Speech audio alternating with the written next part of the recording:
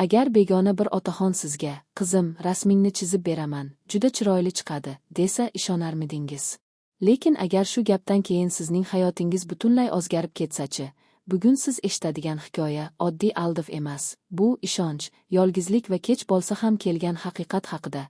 Realistic cinematic scene, elderly man and young woman in a quiet park, emotional tension, soft dramatic lighting, shallow depth of field, close-up camera angle, woman looking entertain, atmosphere of mystery and suspense. Hayotda ba'zan shunday insonlar bo'ladiki, ular bizning eng zaif joyimizni sezadi, izligimizni, ishonchimizni, e'tibor istayotgan yuragimizni. Bugungi hikoya Madina ismli ayol haqida. U 34 yoshda. Ajrashgan. Bitta qizi bor, shahar chetidagi kichkina xonadonda yashaydi. Madina yomon ayol emasdi. U faqat charchagan edi. Cinematic realistic interior, modest Uzbek home, woman in her 30s sitting near window, evening light, thoughtful mood, soft shadows, medium shot, emotional solitude. Madina ilgari maktabda rasm chizishdan dars berardi.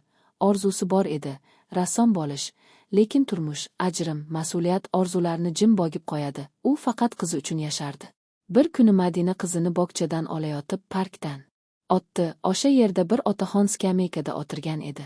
"Qizim", dedi u sekin, "siz juda chiroyli tabassum qilasiz. Rasmingni chizsam bo'ladimi?" Madina kulimsiradi. U bu gapni xavfli deb qabul qilmadi, chunki otaxon oddiy ko'rinar edi. Sochi oq, qo'li titroq, ovozi muloyim. Cinematic park scene, elderly man with sketchbook, woman holding child's hand, warm afternoon light, talm boots lichtly uniasimod, video shot which emotional undertone. Otaxon rasmini chizdi.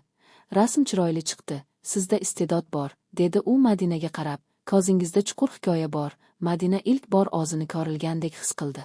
Shundan boshlab ular parkda tez-tez uchrashadigan bo'ldi. Psixologik bog'lanish. Otaxon hech qachon ochiqcha yomon gapirmasdi, lekin u savollar berardi. "Yolg'iz emasmisiz? Sizni qadrlagan odam bormi?" Bu savollar yurakni ochardi. Madina sekinasta unga ishonib qoldi. Close-up cinematic shot, woman listening attentively to elderly man, soft sunlight filtering through trees, emotional tonation, shallow photos, warm color grading. Bir kuni otaxon dedi, "Agar rasmni to'liq tugatmoqchi bo'lsam, uyingizda chizishim kerak." Madina ikkilanib qoldi, lekin u insoniylik qildi. O'sha kuni hammasi o'zgardi. Otaxon aslida rassom emas edi, u ishonch o'g'risi edi. Madina buni kech angladi.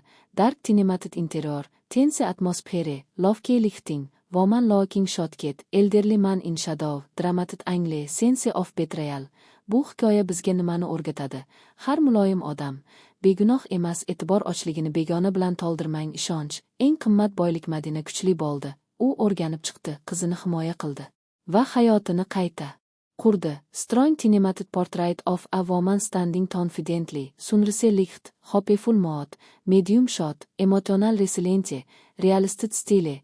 Agar bu hikoya sizga o'ylash uchun sabab bergan bo'lsa, like bosing, fikringizni kommentda yozing. Kanalga obuna bo'ling, chunki hayotiy hikoyalar bizni hushyor qiladi.